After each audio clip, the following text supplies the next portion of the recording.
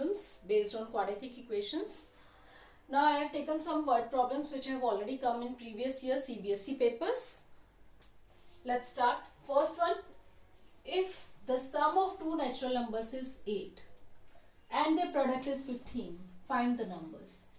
अब ये क्या कह रहा है, दो नेचुरल नंबर्स हैं जिनका सम जो है वो 8 है और प्रोडक्ट है 15.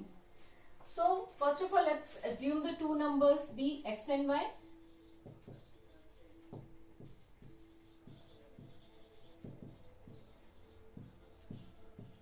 यानी कि उन दोनों का सम कितना है, x plus y is equal to 8 and their product is 15, यानी कि x y is equal to 15.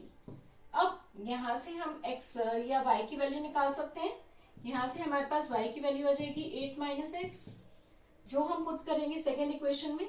So x into 8 minus x is equal to 15. Let's mark this as 1 and please mention here from equation 1. अब इसको solve करेंगे तो हमारे पास quadratic equation आ जाएगी 8x minus x square is equal to 15, यानी कि x square minus 8x plus 15 is equal to 0. Factorising it we get the factors 5 and 3. So x square minus 5x minus 3x plus 15 is equal to 0. यानी कि इसके factors आ जाएंगे x minus 3 and x minus 5, जिससे हमारे पास x की values आ जाएंगी 3 और x is equal to 5.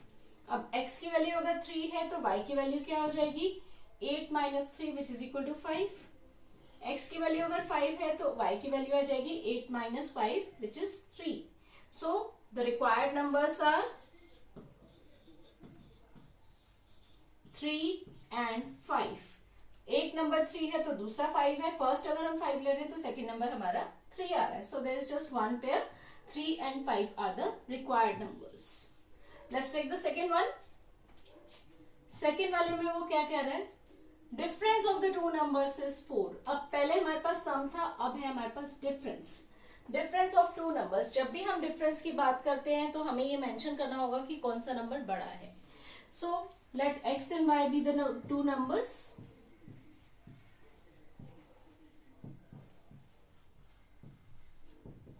और उसमें से x हम ले लेते हैं y से बड़ा. तो डिफरेंस की बात जब हम कर रहे हैं तो x minus y will be the difference which is equal to 4. So this gives you first equation. तो फर्स्ट इक्वेशन आ गई हमारी x minus y is equal to 4. यहां से हम ले सकते हैं x की वैल्यू y प्लस 4 या 4 प्लस वाई. अब सेकेंड स्टेटमेंट क्या कह रही है, if the difference of their reciprocals is 4 by 21. Difference of their reciprocals यानी कि हम बात कर रहे हैं 1 by x and 1 by y की. अब difference of their reciprocals is 4 by 21 जो कि पॉजिटिव नंबर है, यानी कि जिसमें से हम सब्ट्रैक्ट कर रहे हैं वो बड़ा होना चाहिए. अब यहाँ पर x अगर y से बड़ा है तो 1 by y will be greater than 1 by x. क्यों? Let's take an example. Suppose मैं लेती हूँ 3 विच इज ग्रेटर देन 2. अब इनका अगर मैं रेसिप्रोकल्स लूँ 1 by 3 और 1 by 2 तो कौन सा बड़ा होगा. 1 by 3 अप्रोक्सीमेट वैल्यू आती है 0.333 यानी कि 0.3 बार, और 1.2 की अप्रोक्सीमेट की वैल्यू आती है 0.5. कौन सा बड़ा है इसमें, ये वाला. यानी कि x अगर y से बड़ा है तो 1 by x 1 by y से छोटा होगा, यानी कि इन दोनों में से बड़ा कौन सा होगा, ये वाला. So same concept goes here. अगर हमारा x y से बड़ा है तो 1 by x will be smaller than 1 by y. सो जब हम इन दोनों का डिफरेंस ले रहे हैं और डिफरेंस क्योंकि पॉजिटिव नंबर है तो बड़े वाले में से हम छोटा वाला सब्ट्रैक्ट करेंगे, तब आ जाएगा हमारा 1 by y minus 1 by x is equal to the difference 4 by 21. Now we take LCM, या उससे पहले हम क्या कर सकते हैं, x की वैल्यू सब्स्टिट्यूट कर देते हैं. So this is equal to 1 by y minus 1 upon y plus 4 is equal to 4 by 21 from equation 1.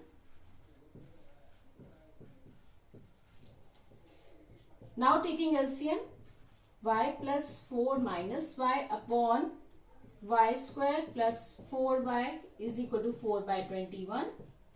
ये दोनों कैंसिल हो जाएंगे, 4 बचेगा.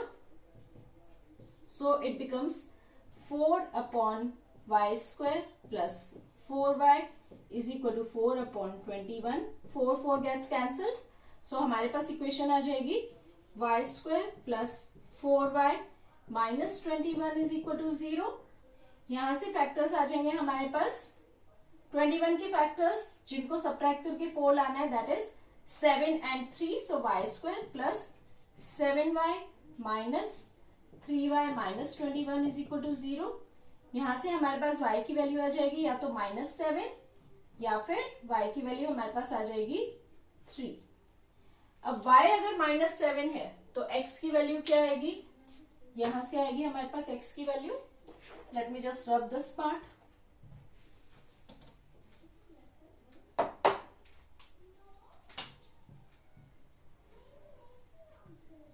अब y अगर हमारे पास -7 है तो x हो जाएगा हमारे पास -7 प्लस 4 विच इज -3. और y अगर हमारे पास आया है 3 तो x की वैल्यू हो जाएगी 3 प्लस 4 7. तो यहां पर हमारे पास दो पेयर्स आ रहे हैं, -7 -3 या फिर 3 and 7. So we have two pair of answers in this case, -7 -3 और 3 and 7. Let's take the third problem now. The difference of squares of two numbers is 180. The square of the smaller number is 8 times the larger number. Find the two numbers.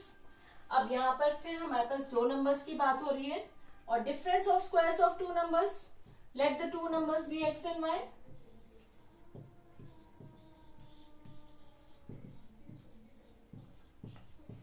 इसमें भी क्योंकि हमें smaller number भी चाहिए, बिगर number भी चाहिए, so let's take x be greater than y. ठीक है. अब वो कह रहे हैं difference of squares of the two numbers is 180. Square of x is x square, square of y is y square. क्योंकि हमने x को y से बड़ा लिया है तो difference x square minus y square हमारा हो जाएगा 180. ये हो गई हमारी एक इक्वेशन. नेक्स्ट वो कह रहे हैं the square of the smaller number. Smaller number हमारा है यहाँ पे y. सो इसका स्क्वायर किसके इक्वल है, 8 times the larger number. Larger number है हमारा x, यानी कि y स्क्वायर इक्वल है 8x के. तो अब इसमें हमारे पास दो इक्वेशंस आ गई, फर्स्ट एंड सेकंड. अब इसमें इजी क्या रहेगा कि सेकंड वाली इक्वेशन को हम फर्स्ट में सब्स्टिट्यूट करते हैं. So substituting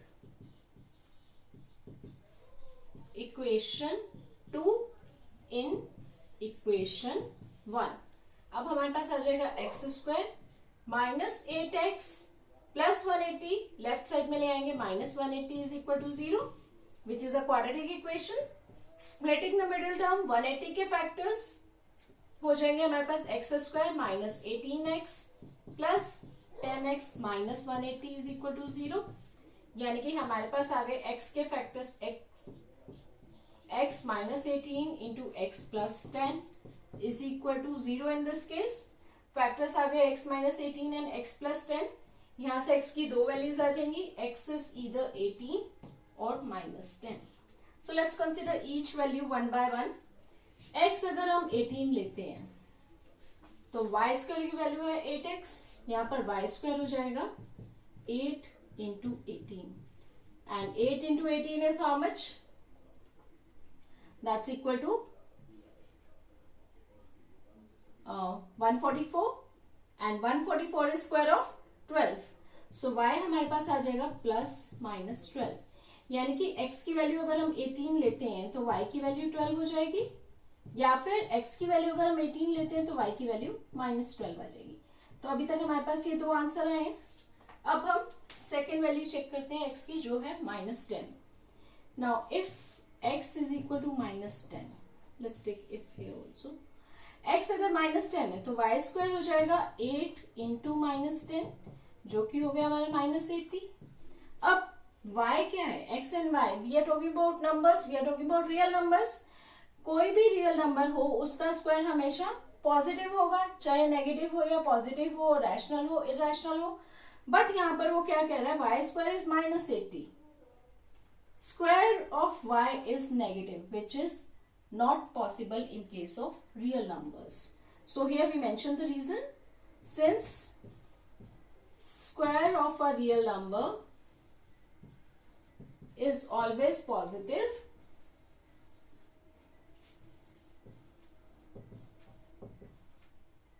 therefore no real value of y satisfy this equation.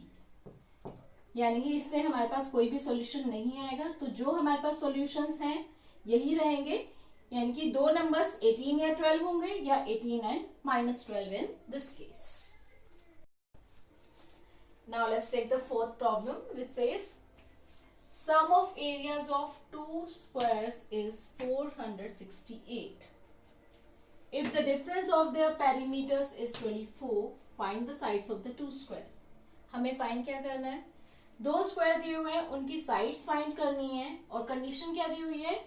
उनके एरियाज का सम दिया हुआ है हमें 468, और पेरीमीटर्स का डिफरेंस हमें दिया हुआ है 24 मीटर. सो सबसे पहले हम एज्यूम कर लेते हैं, let sides of the two squares B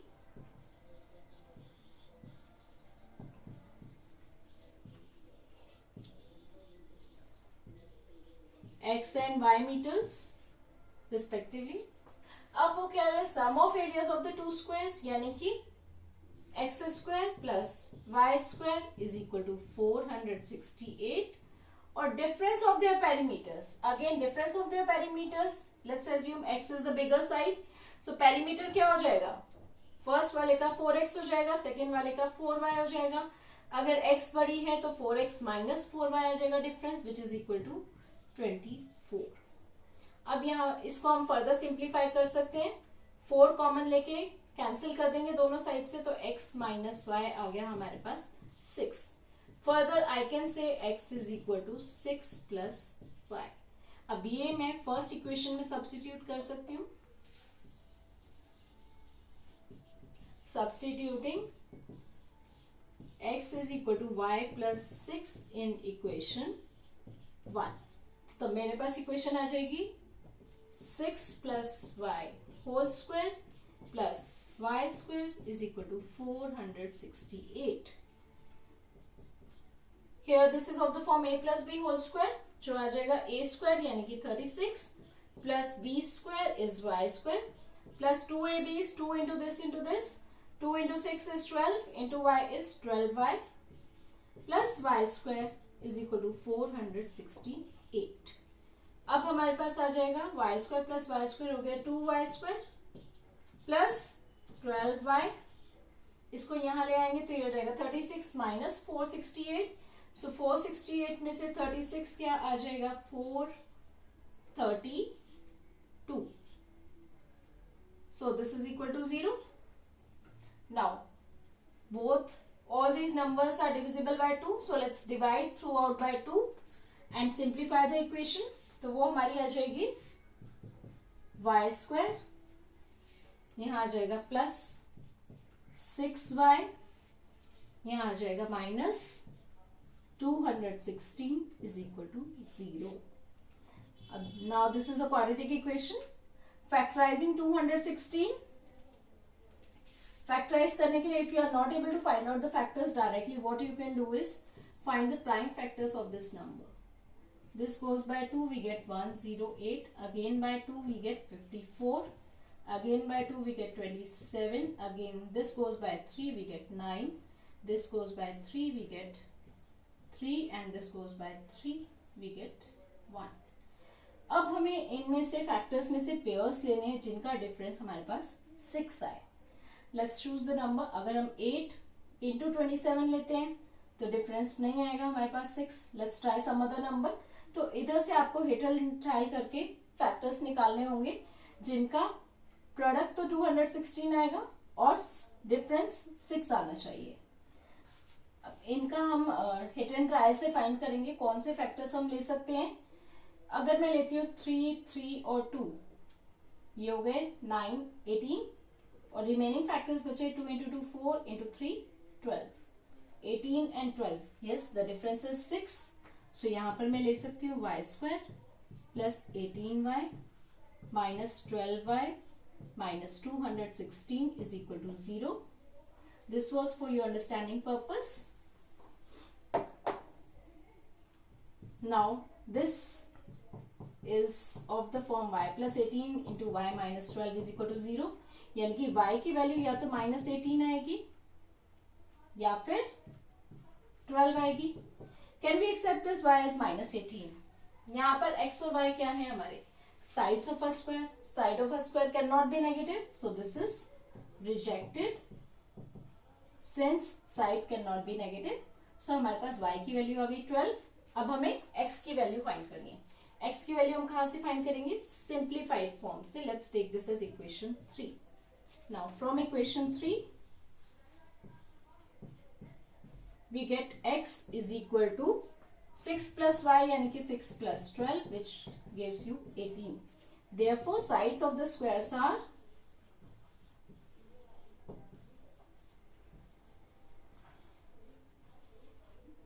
18 meter and 12 meter respectively.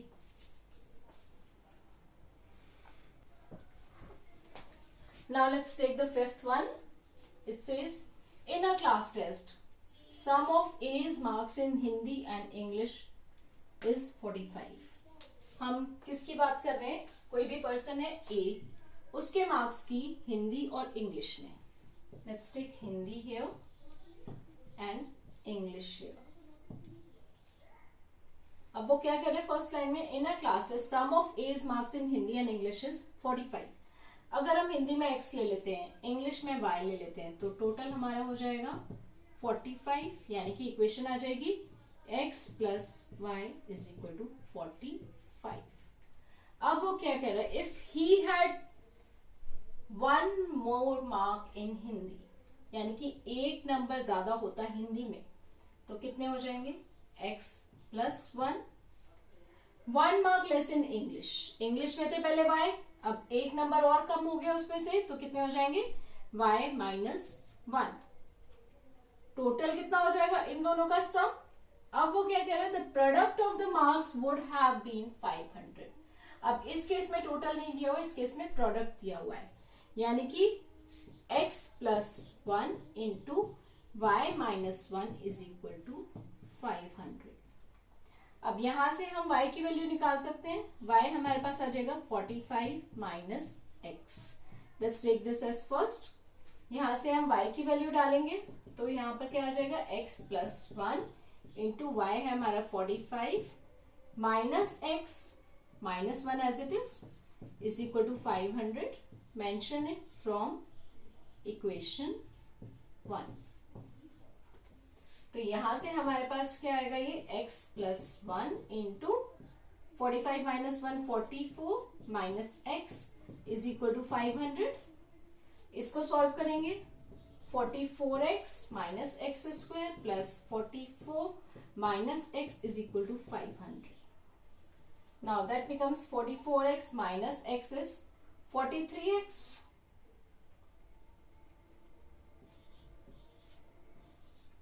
minus x square plus 44 is equal to 500. Now let's transpose everything on right hand side.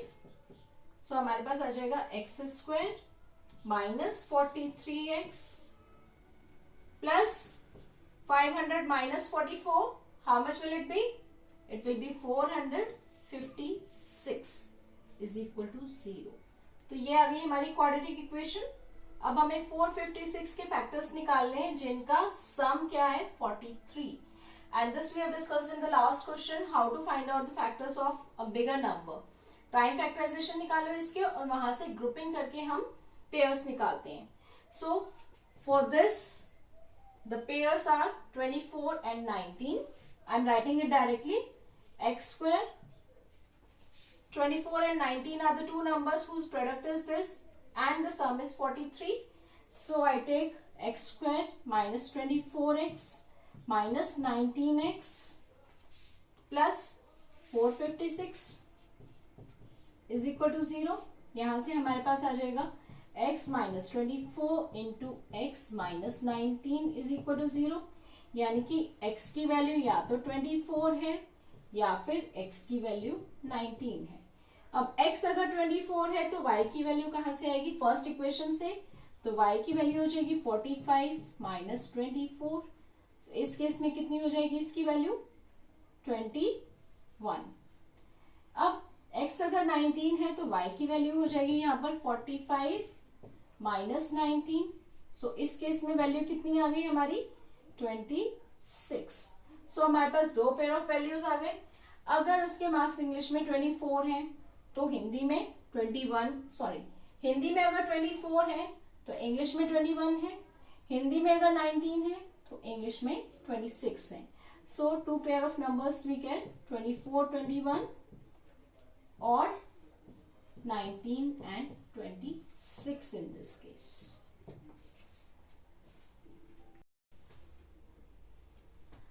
Let's take few more problems based on quadratic equations only.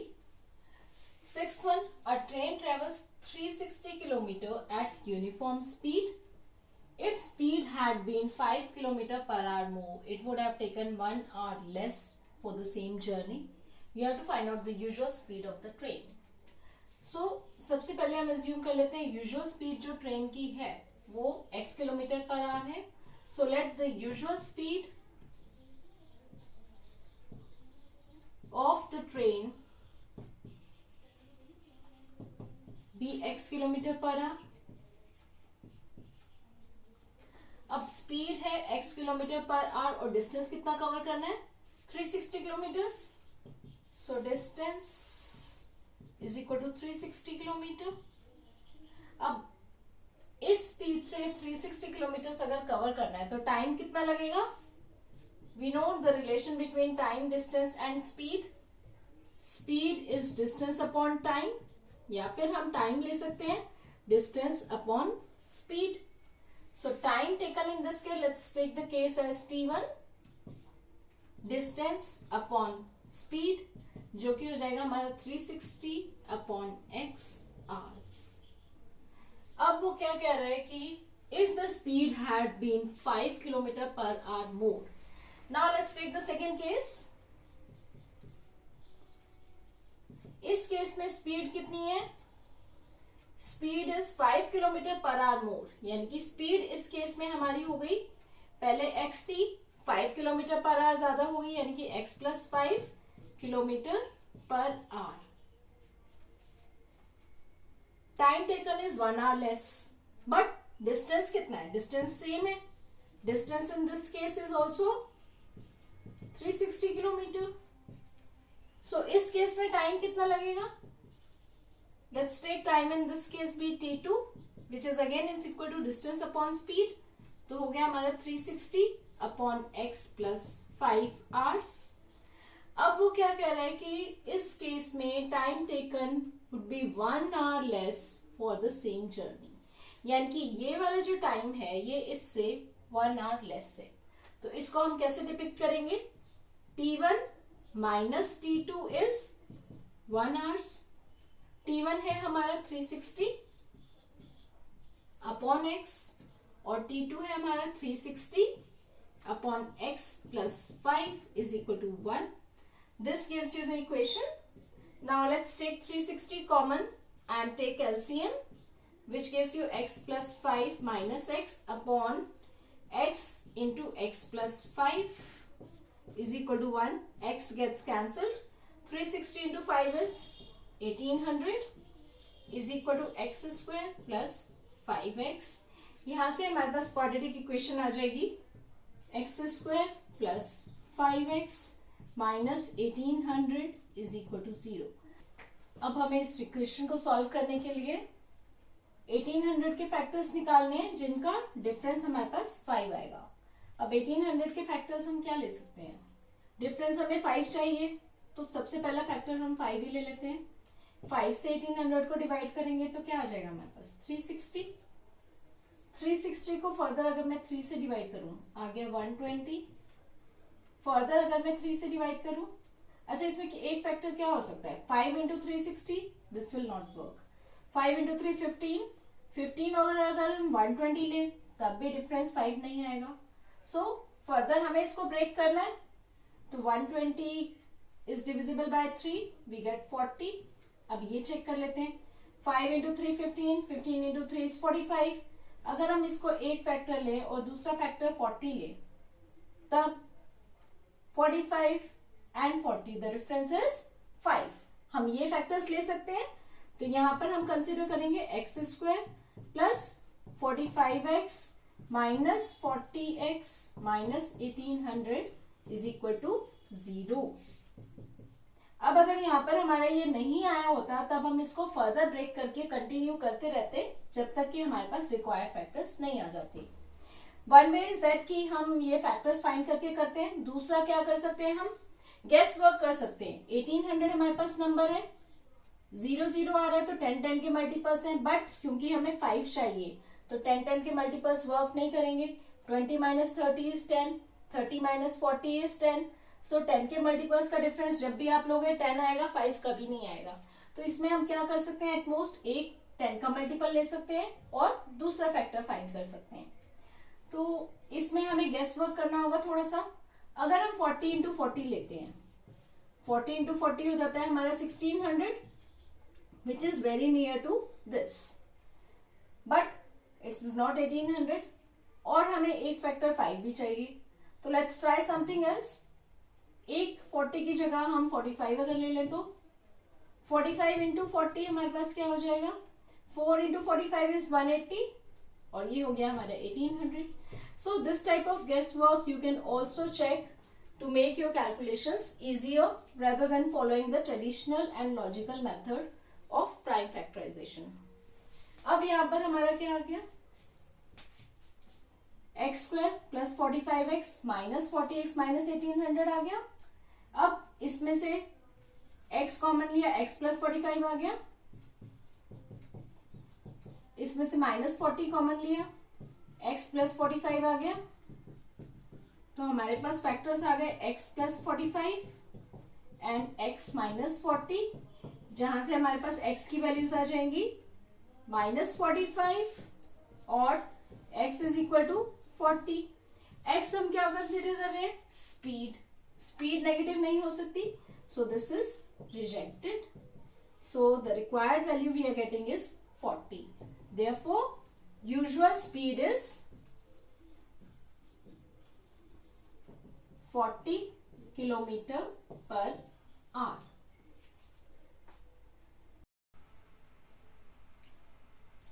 Let's take the next word problem, which says 2 water taps can together fill a tank in 9 3/8 hours.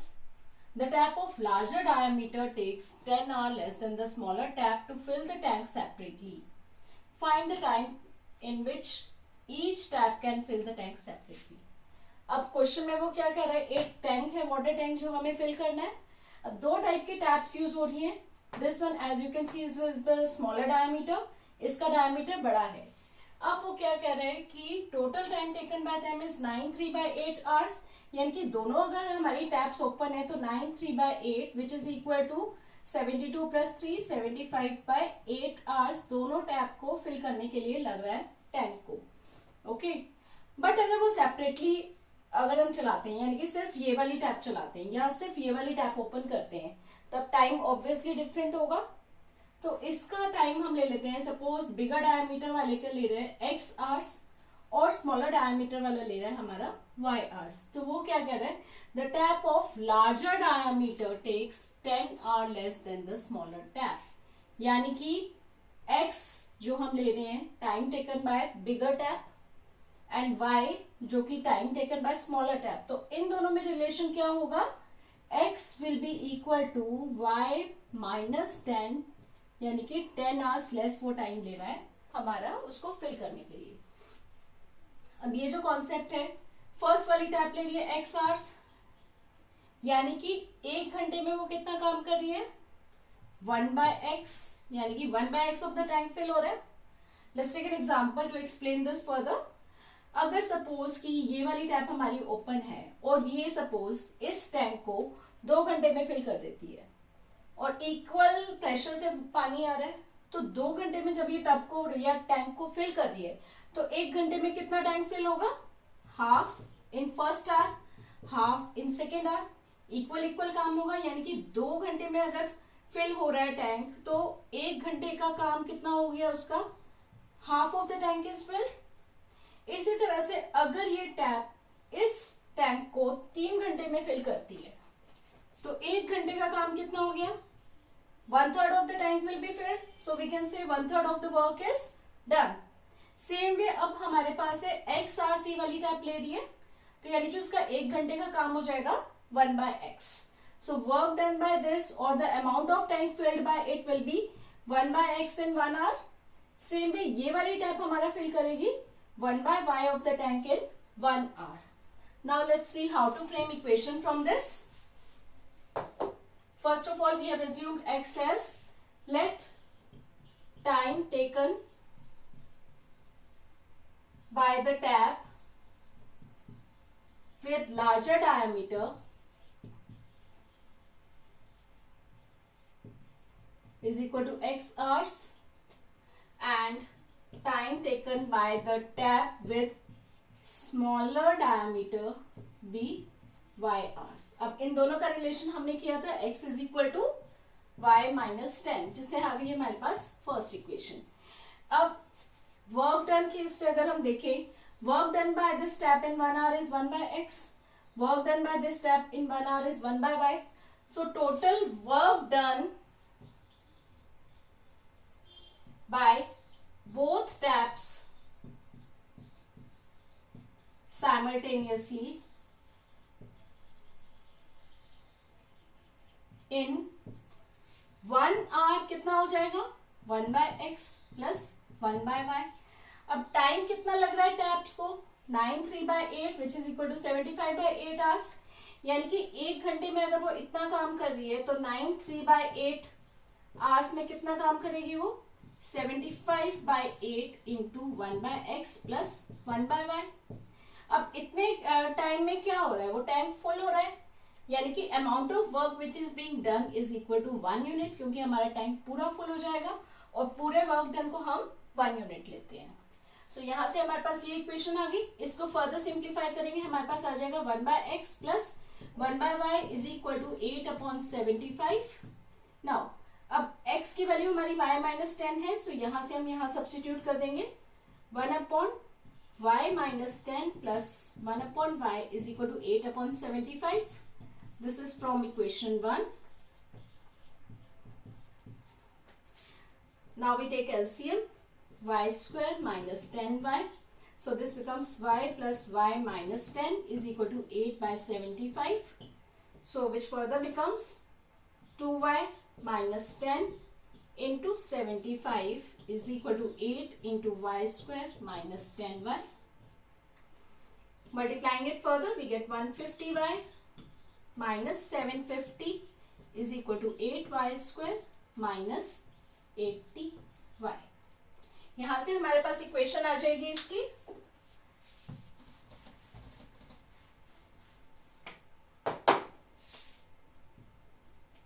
So here we get, I'm writing this again, 150y minus 750 is equal to 8y square minus 80y.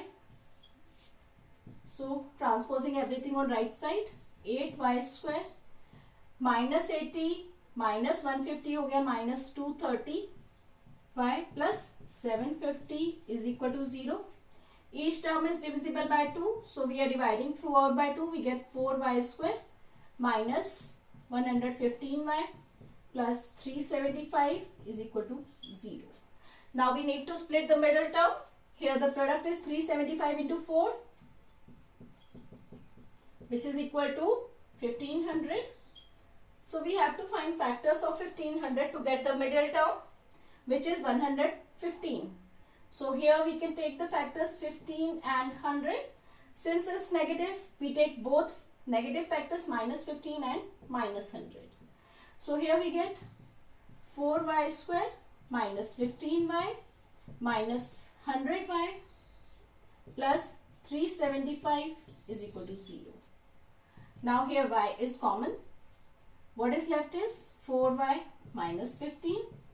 Here 25 is common.